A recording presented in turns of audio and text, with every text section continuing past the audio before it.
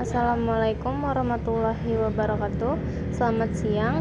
Kami dari tim Audit 3 akan melakukan konversi pers mengenai laporan hasil audit investigasi dari PT Dwi Tamalen dengan kantor KAP PT Bumi Andalas.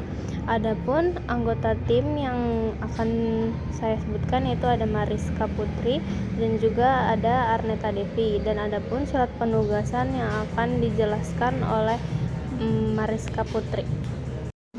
Saya Mariska Putri akan membacakan surat perikatan audit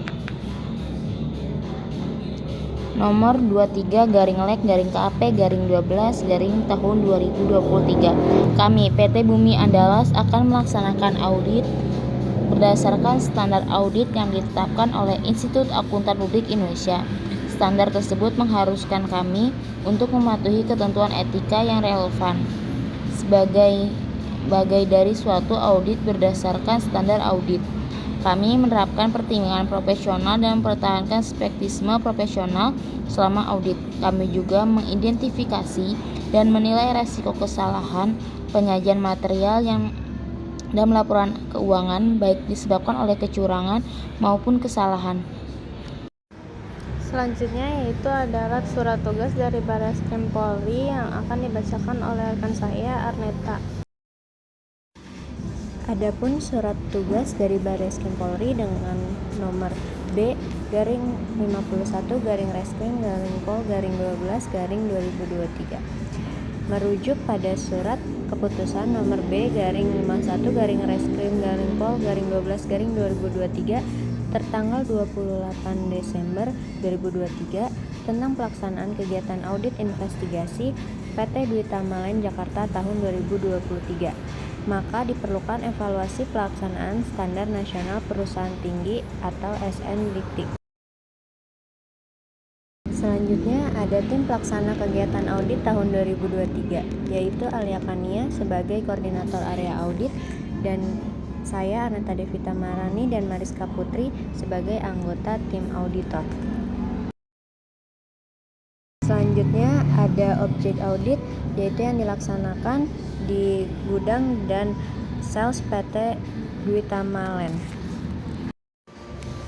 Selanjutnya yaitu kita akan menjelaskan tentang latar belakang dari PT Dwi Tamalen. PT Dwi Tamalen ini merupakan perusahaan yang bergerak dalam bidang pembangunan, baik pembangunan sarana olahraga maupun pembangunan perumahan. Dan kali ini proses yang kita audit yaitu adalah pembangunan perumahan yang dibagi menjadi 5 tahap pembangunan. Audit ini dilakukan untuk melakukan proses pengungkapan fraud dari perusahaan PT Dwi Tamalen, dan juga di sini ada beberapa contoh proses fakta kejadian pada saat pengungkapan fraudnya. Selanjutnya yaitu untuk fakta pengungkapan kejadiannya akan dibacakan oleh rekan saya Mariska, kepadanya dipersilahkan. Pengungkapan fakta dan proses kejadian berdasarkan SOP pembelian barang properti untuk aktivitas item dan supplier baru harus melibatkan manajer dan developer. Namun RNN diduga melakukan pemilihan item baru dan supplier tidak melibatkan developer dan bagian pembangunan. Lalu untuk pemilihan supplier oleh manajer dilakukan seleksi barang dengan memperhatikan mutu, kualitas, K3 dan model barang yang ditawarkan, sedangkan RNN melakukan pemilihan item sendiri dengan mengganti list barang dan barang yang digunakan mengurangi mutu dan kualitas. Namun RNN ini bekerja sama juga dengan pihak marketing perumahan dengan mengubah harga jual unit perumahan per tahunnya. Diduga marketing perumahan DPM.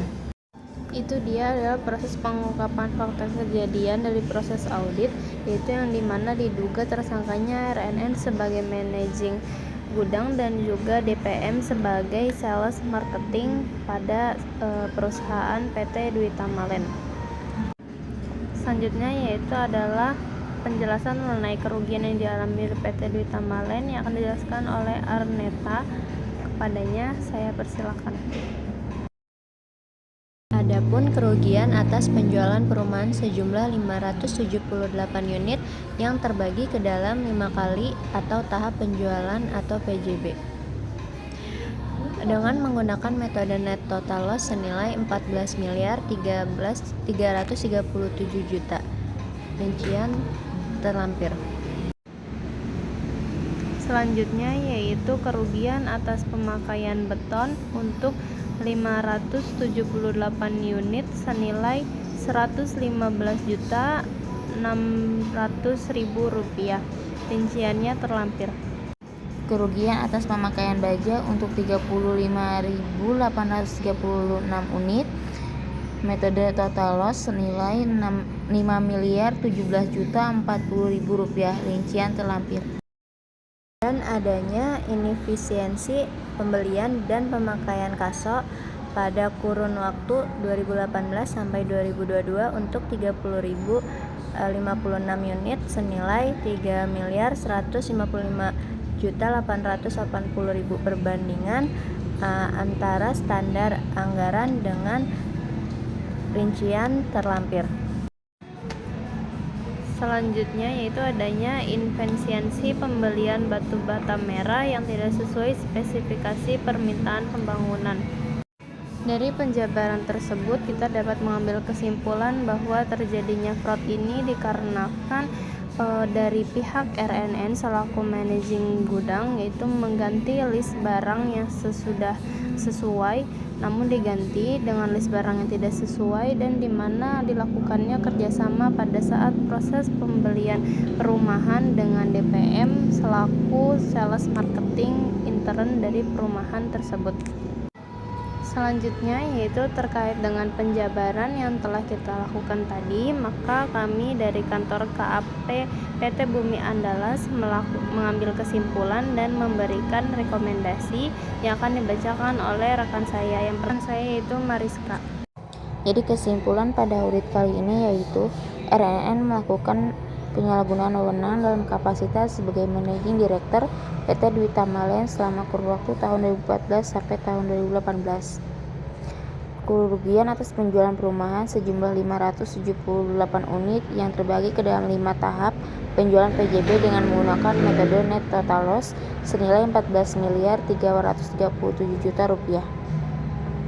Kerugian atas pemakaian baja untuk 35.836 unit, metode total loss senilai Rp5.017.040.000.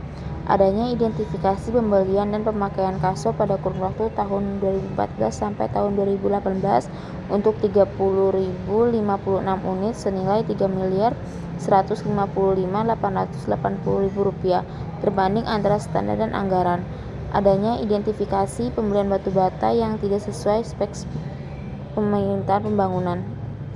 Kerugian atas pemakaian beton untuk 578 unit senilai Rp115.600.000. Selanjutnya yaitu pembacaan rekomendasi yang akan dibacakan oleh rekan saya yaitu Arneta. Kepadanya saya persilakan. Rekomendasinya, komisaris perusahaan PT Dwi Tamaland harus lebih teliti kembali dalam memilih dan menentukan direksi. Selanjutnya, proses penjualan aset perusahaan harus dilakukan oleh bagian terkait dan harus divalidasi oleh pejabat yang berwenang. Selanjutnya, pemakaian baja harus dicek kembali oleh bagian yang ahli di bidangnya agar sesuai kondisi baja masih layak digunakan. Pemakaian kaso yang layak agar tetap digunakan dalam pembangunan. Pembelian kaso harus melalui bagian terkait. Pembelian batu bata merah harus melalui bagian terkait dan supplier harus menyertakan sampel pada saat mengirim barang. Dan yang terakhir, pemakaian beton harus dicek kembali oleh bagian yang terkait dan harus dicek kembali secara berkala oleh bidang terkait. Sekian konversi pers mengenai laporan hasil audit investigasi dari PT Dwi Tamaland dengan kantor KAP PT Bumi Andalas. Kurang lebihnya mohon maaf. Wabillahi taufiq wal hidayah.